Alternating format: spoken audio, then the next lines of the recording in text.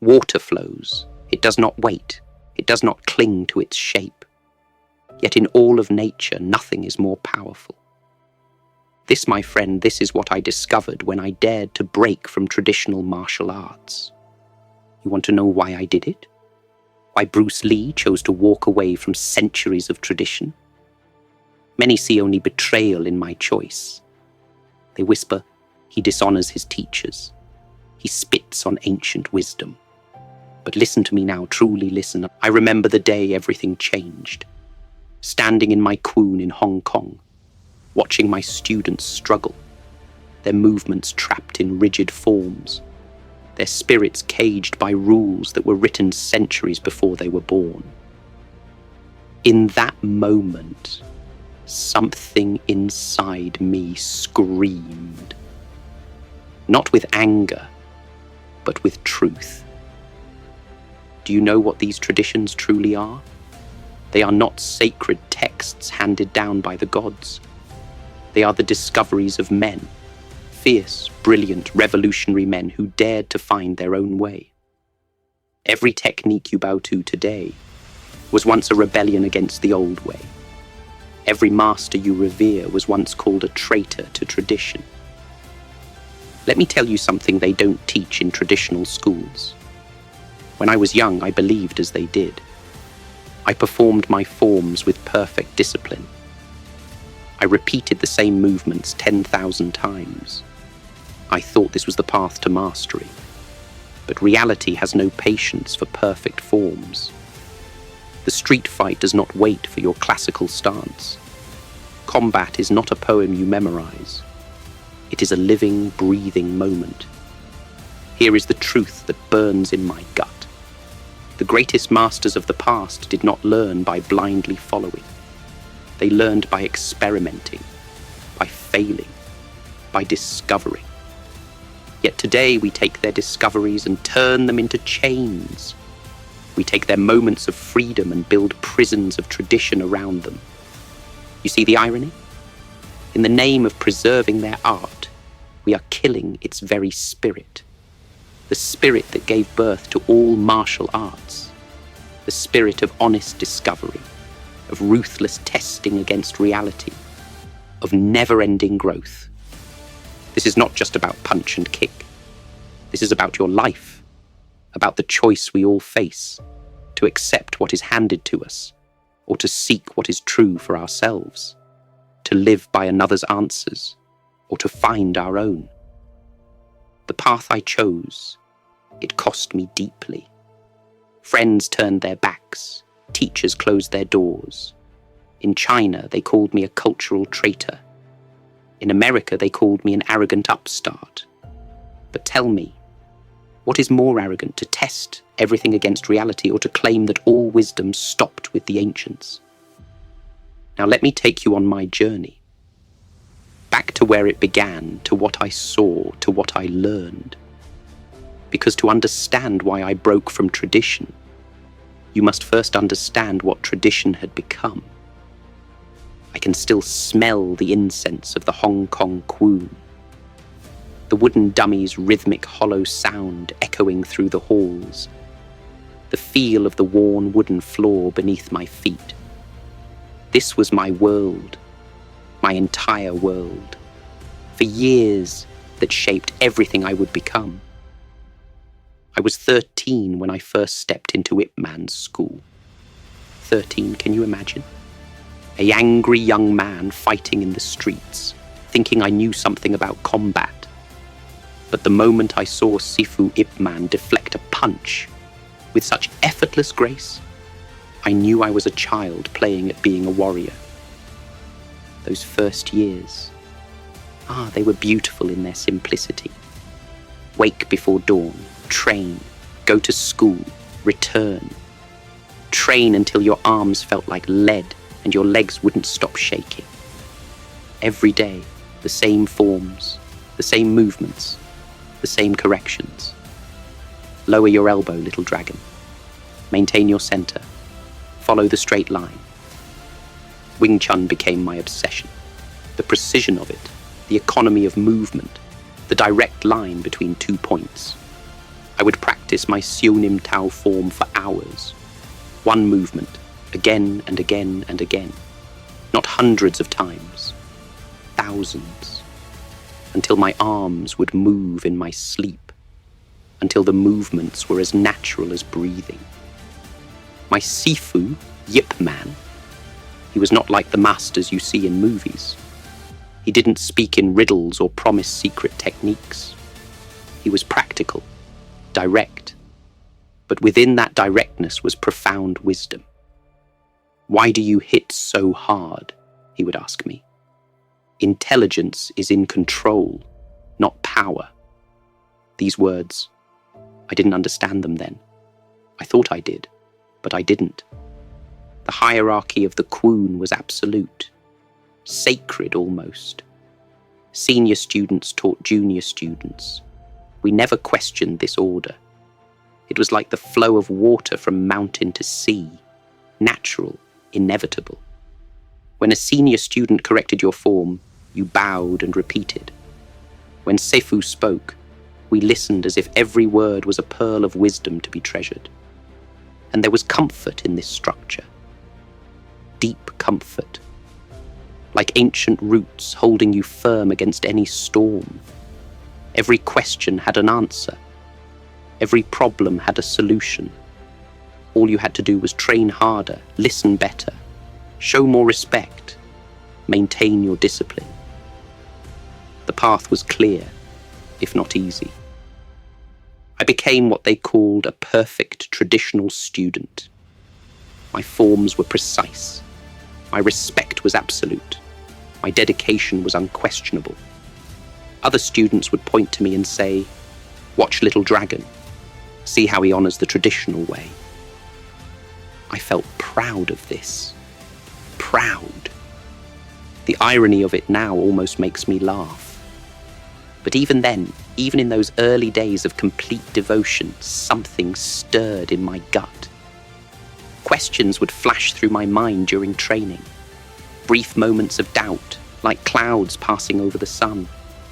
Why this angle and not another? Why must every student move the same way, regardless of their body type? Why are we not allowed to modify these techniques? I buried these questions deep, buried them under layers of respect and tradition. Trust the system, I would tell myself. These methods have been refined over centuries. Who are you to question them? And for a time, a long time, this was enough. Looking back now, I realize these years were essential. Not just for the skills I learned, but for understanding the very system I would later challenge. You cannot truly transcend what you do not first understand. You cannot evolve what you have not mastered. The traditional system gave me roots, deep, powerful roots. But what I had yet to learn was that roots are meant to feed the tree, not restrict its growth. That revelation, that would come later, and it would change everything. Truth comes in moments of crisis. For me, that moment came in an alley behind the Kwun. A fight, not a tournament fight, not a friendly sparring match, a real fight. 3 years of traditional training, thousands of repetitions of forms, countless hours of practice. And in 5 seconds, everything I thought I knew shattered. My opponent didn't wait in a classical stance. He didn't throw textbook punches. He didn't follow any pattern I had learned. He was raw, unpredictable, primitive. And in that chaos, I found my perfect forms crumbling. The beautifully choreographed sequences I had practiced countless times, they dissolved like smoke in the wind. I won that fight, yes, but not because of my traditional training. I won because I abandoned it in that crucial moment. My body, faced with real danger, broke free from the prison of preset patterns. It moved in ways I had never practiced, never been taught. And this was my first real lesson. Let me tell you what combat truly is. It's not a dance. It's not a sequence. Real combat is dirty, messy, chaotic. It's alive. The moment you try to contain it within rigid forms, you've already lost. Your opponent's energy is never fixed, never predictable. How can you respond to chaos with predetermined movements? In the Kwoon, we practiced against attacks we knew were coming. Punch from the right, block to the left. Step, turn, counter, beautiful, perfect, useless. In real combat, you don't know what's coming. The attack you're defending might turn into something else halfway through. Your perfect angle suddenly becomes the wrong angle. Your textbook stance leaves you vulnerable to the unexpected.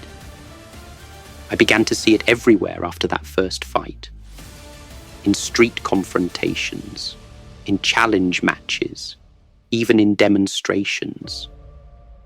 The gap between what we practiced and what actually worked was like a chasm growing wider with each observation.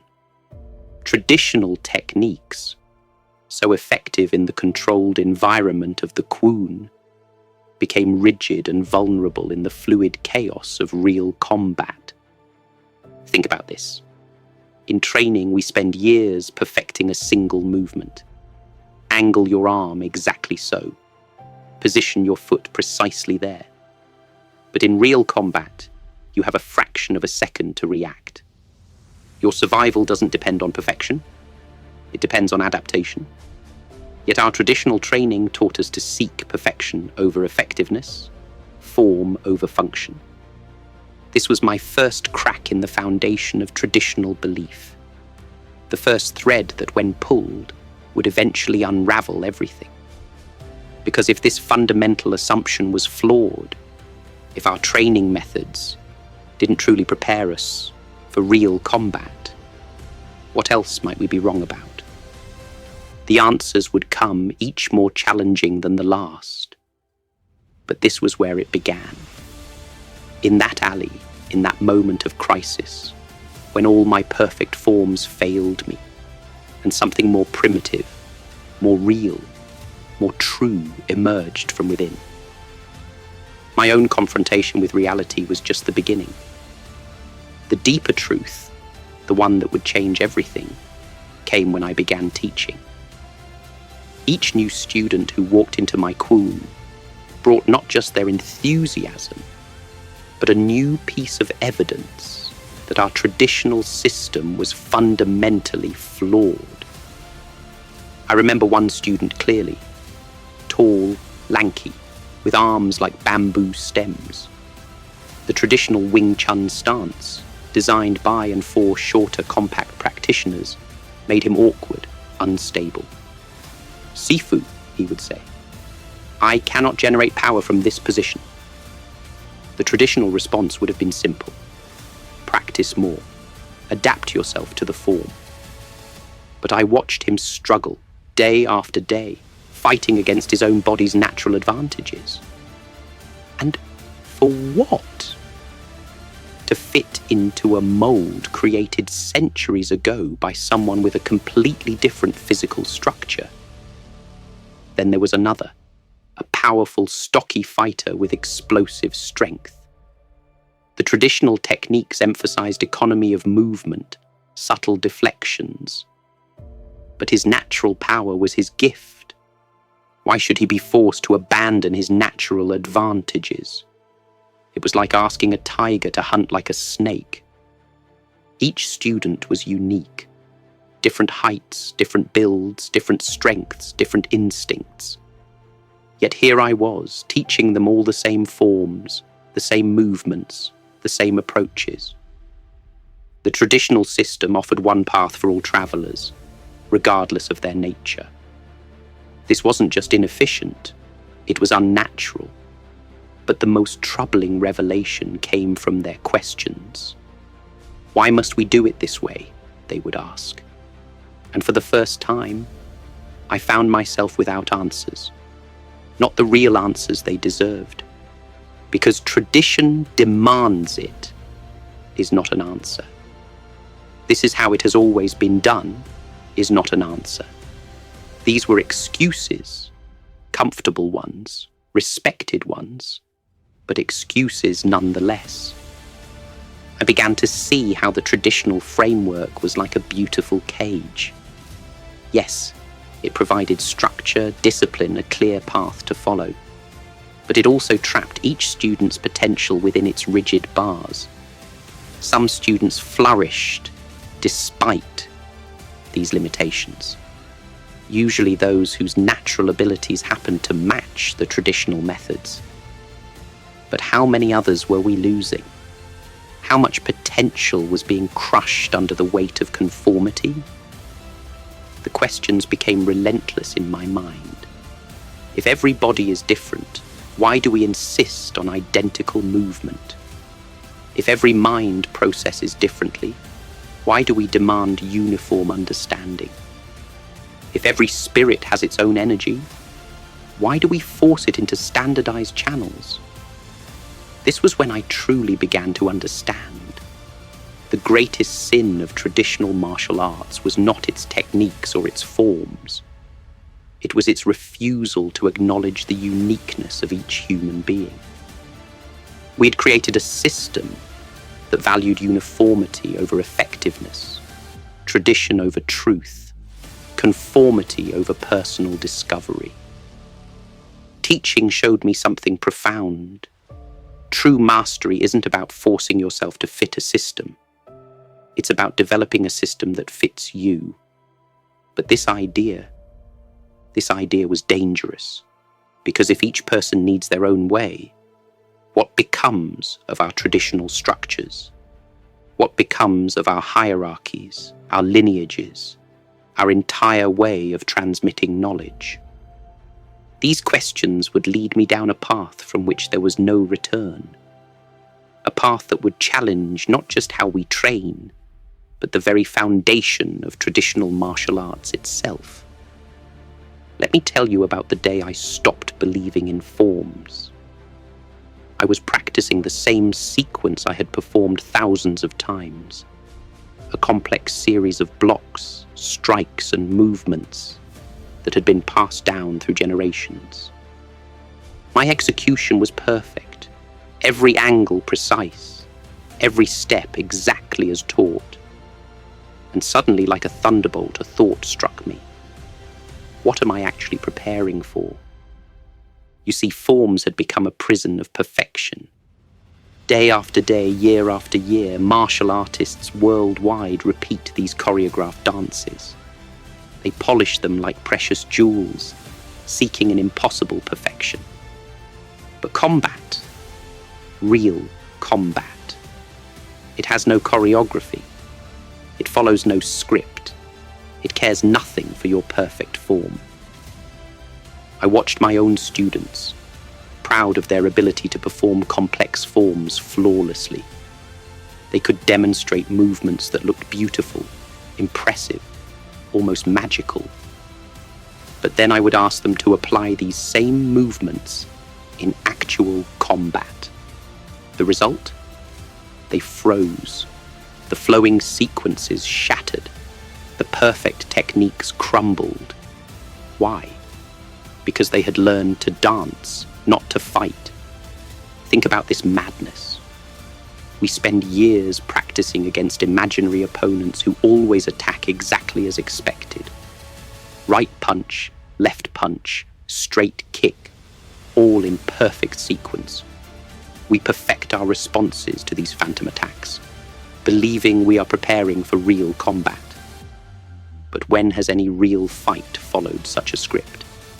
When has any real opponent moved exactly as your form prepared you for?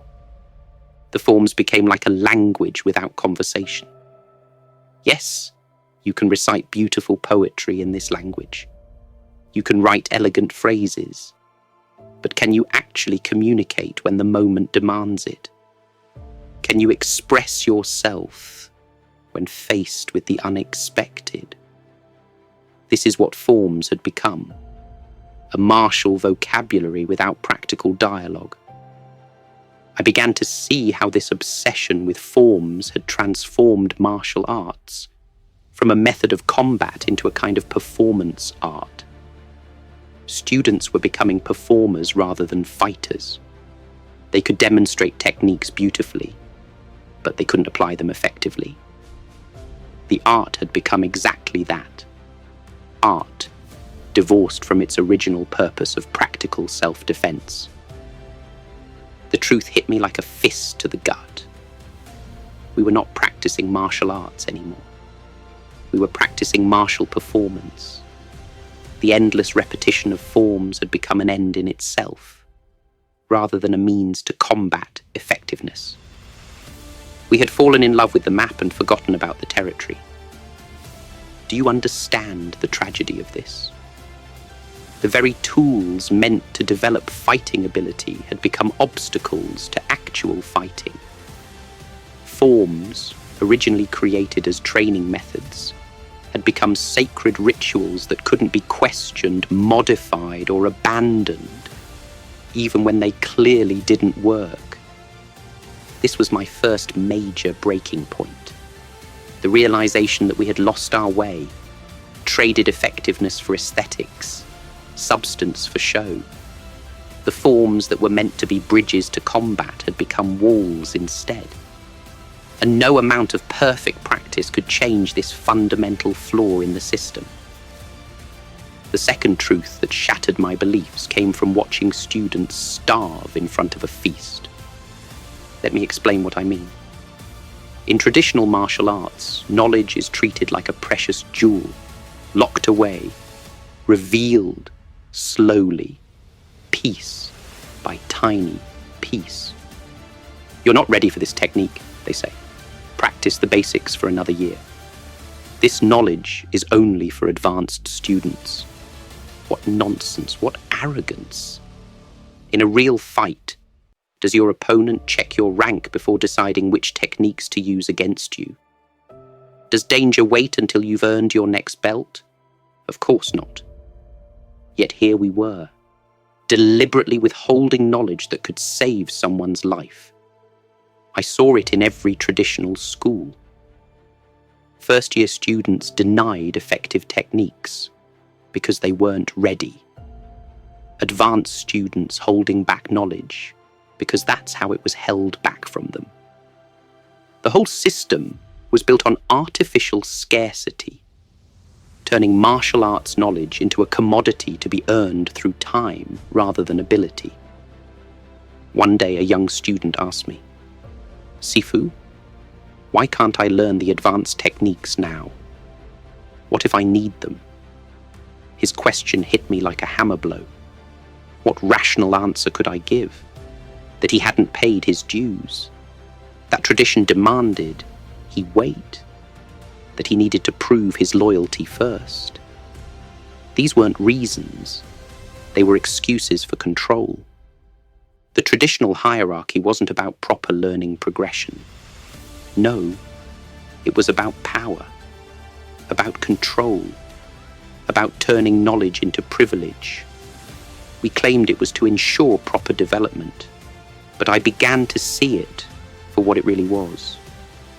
A way to keep students dependent, to maintain authority, to preserve the traditional power structure. Think about how backward this is. We say we want to develop strong, independent martial artists, yet we force them to be dependent on us for years. We say we want them to think for themselves, yet we punish any deviation from traditional methods. We say we want them to develop their own understanding, yet we force them to accept ours without question. I watched talented students' growth stunted by this system. Natural fighters held back by arbitrary waiting periods. Quick learners forced to move at the pace of tradition rather than their ability. Creative minds crushed under the weight of, "That's not how we do it." Every student's development warped to fit the traditional mold. The truth became clear. This wasn't education. It was indoctrination. The traditional hierarchy didn't exist to benefit the student. It existed to preserve itself, to maintain the authority of those at the top, to keep students in their place. We were creating followers when we should have been creating leaders. This system had another poisonous effect. It taught students to view martial arts knowledge as something external, something to be granted rather than discovered. Instead of learning to explore, to question, to understand through their own experience, they learned to wait, to obey, to accept without questioning. We were not developing martial artists. We were developing dependents. The final revelation, the one that sealed my path, came when I understood the true cost of rigid tradition. It happened during a conversation with an old master. I suggested a simple modification to a traditional technique, a small change that would make it more effective. His response? This is how it has been done for 500 years.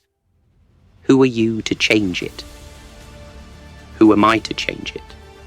No. Who are we to freeze it in time?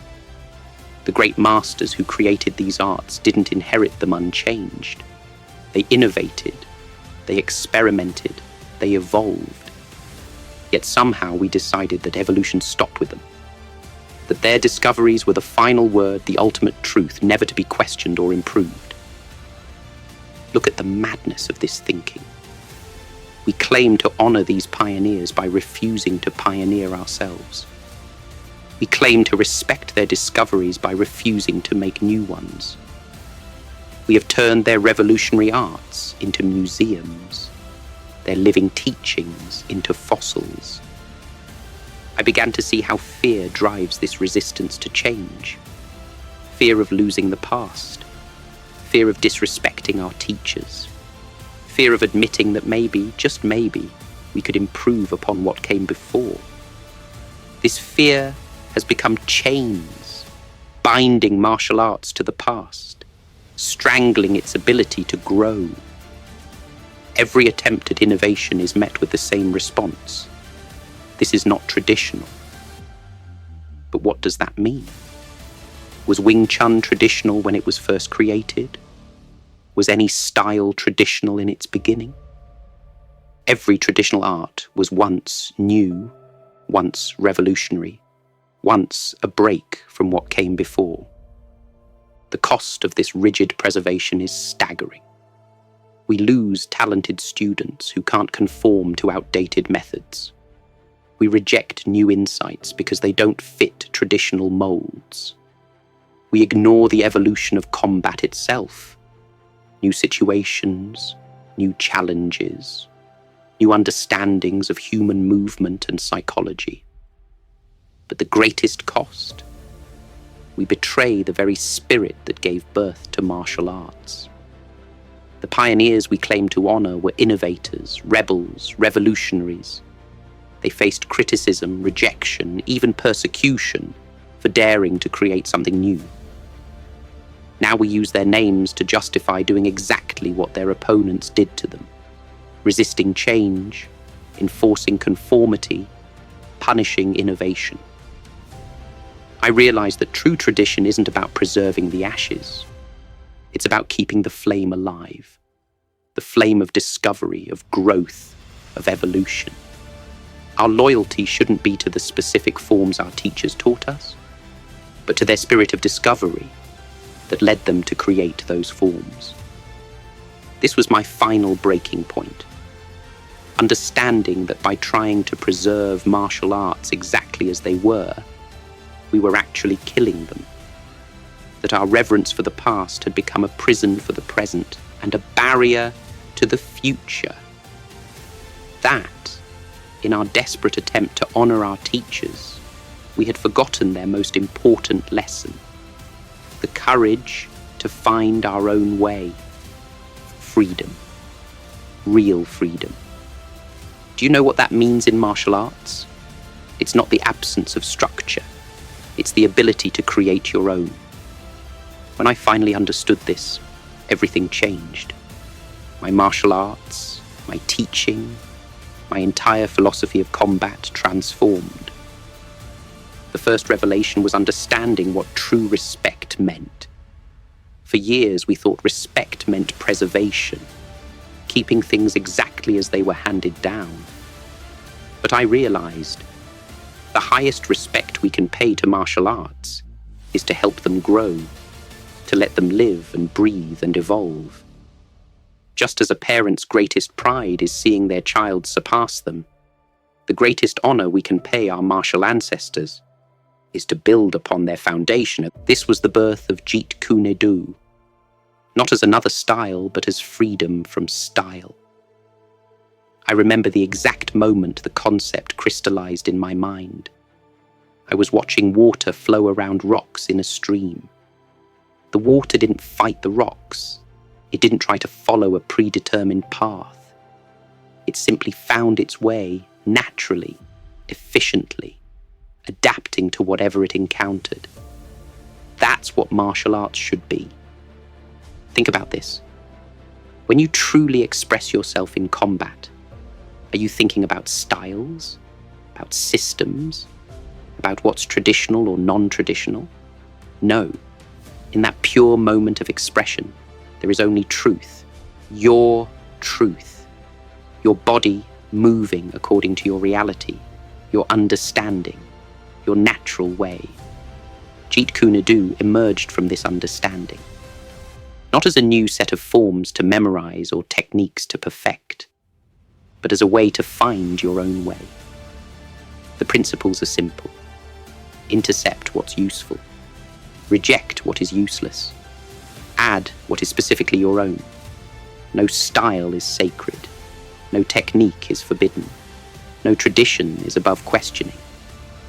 I began to see every martial art differently, not as complete systems to be accepted or rejected wholesale, but as collections of ideas to be tested, absorbed or discarded based on their practical value. Wing Chun's efficiency, Western boxing's footwork, fencing's timing. Why choose one when you can learn from all? But this freedom brought responsibility. Without the crutch of tradition, each martial artist must become their own researcher, their own experimenter, their own judge of what works. You must test everything against reality, against resistance, against the chaos of actual combat. No one can walk this path for you. The hardest part? Letting go of the need for validation from traditional sources. The freedom to express yourself in combat means nothing if you're still seeking approval from others. Your movement must be your movement. Your understanding must be your understanding. Your truth must be your truth. Liberation doesn't mean abandoning all structure. It means creating structure that serves you, not imprisons you. Like a painter who masters classical techniques before developing their own style, we must understand structure to transcend it. The difference is that we never let that structure become our cage. This is what I want you to understand. The ultimate aim of martial arts was never about perpetuating styles or preserving traditions. It was about developing human potential, about expressing the incredible capabilities of the human body and spirit, about finding your own way to truth in combat. Today, when I teach, I don't teach a style. I teach a way of thinking, a way of seeing, a way of expressing. I show my students not what to think, but how to think. Not what to see, but how to see. Not what to express, but how to express.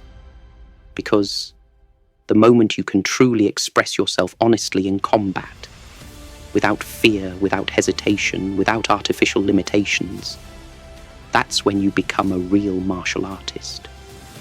Listen to me now, because this is the heart of everything I've learned, everything I've fought for, everything I believe. The journey I've shared with you today isn't just about martial arts. It's about the courage to be truly alive. What began as a young man's quest to find effective combat techniques became something far more profound. a way to understand human potential itself. The limitations I discovered in traditional martial arts, they exist in every field, every art, every aspect of life where we choose comfort over truth, tradition over growth, acceptance over questioning. Here is what I know with absolute certainty. The most devastating punch is not the one executed with perfect form. It's the one thrown with perfect truth. Your truth. Not your teacher's truth, not your style's truth, not even my truth.